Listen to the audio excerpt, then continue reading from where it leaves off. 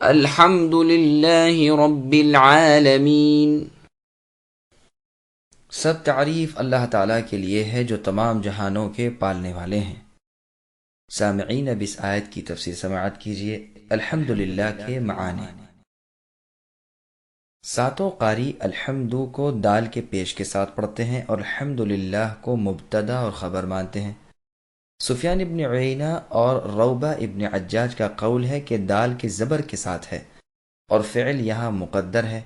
ابن ابی عبلہ الحمد کی دال کو اور للہ کے پہلے لام کو دونوں کو پیش کے ساتھ پڑھتے ہیں اور اس لام کو پہلے کے تابع کرتے ہیں۔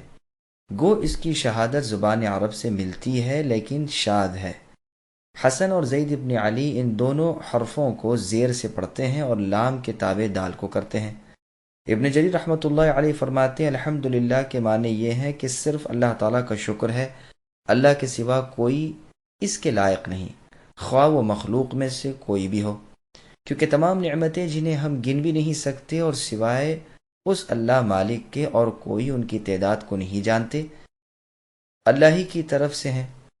اللہ ہی نے اپنی اطاعت کرنے کے تمام اسباب ہمیں عطا فرمائے، اللہ ہی نے اپنے فرائض پورے کرنے کے لیے جسمانی نعمتیں ہمیں عطا فرمائیں، پھر دنیاوی بے شمار نعمتیں اور زندگی کی تمام ضروریات ہمارے کسی حق کے بغیر ہمیں اللہ نے ہبہ کی۔ اللہ کی ہمیشگی والی نعمتیں، اللہ کی تیار کردہ پاکیزہ مقام جنت میں ہم کس طرح حاصل کر سکتے ہیں، یہ بھی اللہ نے ہمیں سکھا دیا۔ پس ہم تو کہتے ہیں کہ اول آخر اللہ ہی مالک کی پاک ذات ہر طرح کی تعریف اور حمد و شکر کے لائق ہے۔ الحمدللہ یہ ثنا کا کلمہ ہے۔ اللہ تعالیٰ نے اپنی ثنا خود آپ کی ہے اور اسی ضمن میں گویا یہ فرما دیا ہے کہ تم کہو الحمدللہ۔ بعضوں نے کہا الحمدللہ کہنا یہ اللہ تعالیٰ کے پاکیزہ ناموں اور اللہ کی بلند و بالا صفتوں سے اللہ کی ثنا کرنا ہے، اور الشکر للہ کہنا یہ اللہ تعالیٰ کی نعمتوں اور اللہ کے احسان کا شکریہ ادا کرنا ہے۔ لیکن یہ قول ٹھیک نہیں، اس لیے کہ زبان عرب کو جاننے والے علماء کا اتفاق ہے کہ شکر کی جگہ حمد کا لفظ اور حمد کی جگہ شکر کا لفظ بولتے ہیں۔ جعفر صادق اور ابن عطا رحمۃ اللہ علیہما بھی یہی فرماتے ہیں۔ ابن عباس رضی اللہ عنہما فرماتے ہیں کہ ہر شکر کرنے والے کا کلمہ الحمدللہ ہے۔ قرطبی نے ابن جریر رحمۃ اللہ علیہ کے قول کو معتبر کرنے کے لیے یہ دلیل بھی بیان کی ہے کہ اگر کوئی الحمدللہ ہی شکرن کہے تو جائز ہے۔ دراصل علامہ ابن جریر رحمۃ اللہ علیہ کے اس دعوے میں کلام ہے۔ سابقہ علماء میں مشہور ہے کہ حمد کہتے ہیں زبانی تعریف بیان کرنے کو، خواہ جس کی حمد کی جاتی ہو اس کی لازمی صفتوں پر ہو یا متعدی صفتوں پر، اور شکر صرف متعدی صفتوں پر ہوتا ہے، اور وہ دل، زبان اور جملہ ارکان سے ہوتا ہے۔ عرب شاعروں کے اشعار بھی اس پر دلیل ہیں۔ ہاں اس میں اختلاف ہے کہ حمد کا لفظ عام ہے یا شکر کا، اور صحیح بات یہ ہے کہ ان کے درمیان عموم و خصوص ہے کہ حمد کا لفظ جس پر واقع ہو وہ عام طور پر شکر کے معنی میں آتا ہے، اس لیے کہ وہ لازم اور متعدی دونوں اوصاف پر آتا ہے۔ قدوسیت اور کرم دونوں پر حمدتہ کہہ سکتے ہیں، لیکن اس حیثیت سے کہ وہ صرف زبان سے ہی ادا ہو سکتا ہے۔ یہ لفظ خاص ہے اور شکر کا لفظ عام ہے، کیونکہ وہ قول، فعل، نیت تینوں پر بولا جاتا ہے، اور صرف متعدی صفتوں پر بولے جانے کے اعتبار سے شکر کا لفظ خاص ہے۔ قدوسیت پر شکرتہ نہیں کہہ سکتے، البتہ شکرتہ علی کرمہ و احسانہ الی کہہ سکتے ہیں۔ یہ تھا خلاصہ متاخرین کے قول کا، واللہ اعلم۔ ابو نصر اسماعیل ابن حماد جوہری رحمۃ اللہ علیہ کہتے ہیں کہ حمد مقابل ہے ذم کے، لہذا یوں کہتے ہیں حمدت الرجل احمدہ حمدا ومحمدۃ فہو حمید ومحمود۔ تحمید میں حمد سے بھی زیادہ مبالغہ ہے۔ حمد شکر سے عام ہے۔ شکر کہتے ہیں کسی محسن کی دی ہوئی نعمتوں پر اس کی ثنا کرنے کو۔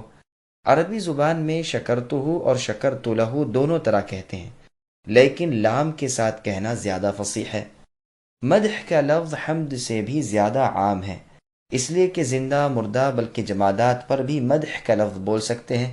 کھانے کی اور مکان کی اور ایسی ہی اور چیزوں کی مدح کی جاتی ہے۔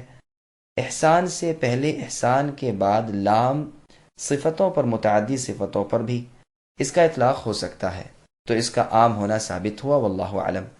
حمد کی تفسیر میں علماء سلف کے اقوال۔ اسود ابن سرئی رضی اللہ عنہ ایک مرتبہ رسول اللہ صلی اللہ علیہ وسلم کی خدمت میں عرض کرتے ہیں کہ میں نے ذات باری تعالی یعنی اللہ کی حمد میں چند اشعار کہے ہیں، اگر اجازت ہو تو سناؤں؟ فرمایا اللہ تعالیٰ کو اپنی حمد بہت پسند ہے۔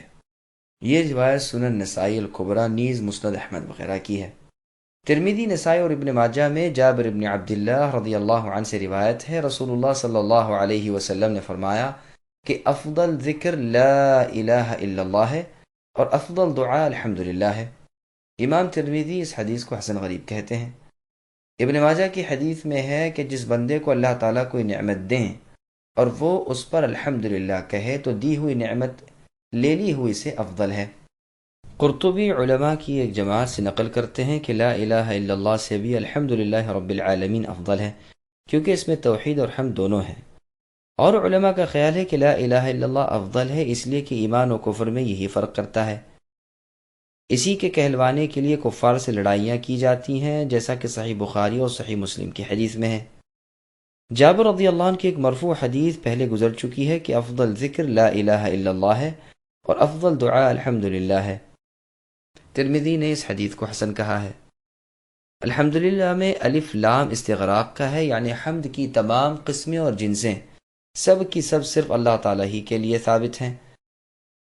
رب کے معانی، رب کہتے ہیں مالک اور متصرف کو۔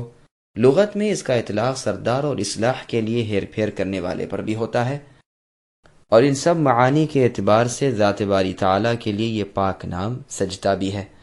رب کا لفظ بھی سوائے اللہ تعالیٰ کے دوسرے پر نہیں کہا جا سکتا، ہاں اضافت کے ساتھ ہو تو اور بات ہے، جیسے رب الدار یعنی گھر والا وغیرہ۔ بعض کا تو قول ہے کہ اس میں اعظم یہی ہے، واللہ اعلم۔ اب لفظ عالمین کی تشریح سنیے۔ عالمین جمع ہے عالم کی، اللہ تعالیٰ کے سوا تمام مخلوق کو عالم کہتے ہیں۔ لفظ عالم بھی جمع ہے اور اس کا واحد لفظ ہے ہی نہیں۔ آسمان کی مخلوق، خشکی اور تری کی مخلوقات کو بھی عوالم یعنی کئی عالم کہتے ہیں۔ اسی طرح ایک ایک زمانہ اور ایک ایک وقت کو بھی عالم کہا جاتا ہے۔ ابن عباس رضی اللہ عنہما سے اس آیت کی تفسیر میں مروی ہے کہ اس سے مراد تمام مخلوق ہے، خواہ آسمانوں کی ہو یا زمینوں کی یا ان کے درمیان کی، خواہ ہمیں اس کا علم ہو یا نہ ہو۔ اسی طرح اس سے جنات اور انسان بھی مراد لیے گئے ہیں۔ سعید بن جبیر، مجاہد اور ابن جریج رحمۃ اللہ علیہم سے بھی یہی مروی ہے۔ علی رضی اللہ عنہ سے بھی غیر معتبر سند سے ہی قول منقول ہے۔ اس قول کی دلیل قرآن کی آیت لیکون للعالمین نذیرا بھی بیان کی جاتی ہے، یعنی تاکہ وہ العالمین یعنی جن و انس کے لیے ڈرانے والے ہو جائیں۔ فرا اور ابو عبید کا قول ہے کہ سمجھداروں کو عالم کہا جاتا ہے۔ انسان، جنات، فرشتے، شیاطین، انہیں عالم کہا جائے گا، جانوروں کو نہیں کہا جائے گا۔ زید بن اسلم اور ابو محیصن رحمۃ اللہ علیہما فرماتے ہیں کہ ہر روح والی چیز کو عالم کہا جاتا ہے۔ قتادہ رحمۃ اللہ علیہ کہتے ہیں ہر قسم کو ایک عالم کہتے ہیں۔ مروان ابن حکم عرف جعد، جن کا لقب حمار تھا، جو بنو امیہ میں سے ہیں اور اپنے زمانے کے خلیفہ تھے، کہتے ہیں کہ اللہ تعالیٰ نے 70,000 عالم پیدا کیے ہیں، آسمانوں والے ایک عالم، زمینوں والے سب ایک عالم، اور باقی کو اللہ ہی جانتے ہیں، مخلوق کو ان کا علم نہیں۔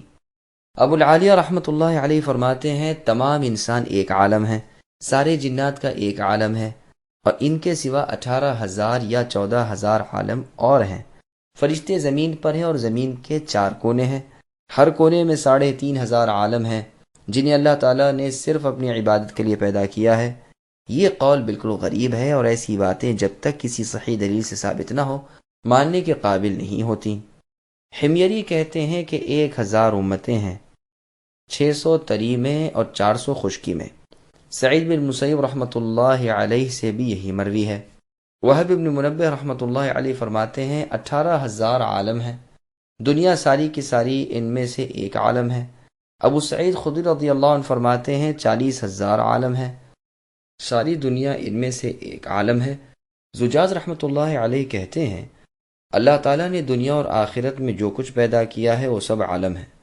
قرطبی نے اس قول کو صحیح کہا ہے، اس لیے کہ تمام عالمین کو شامل ہے۔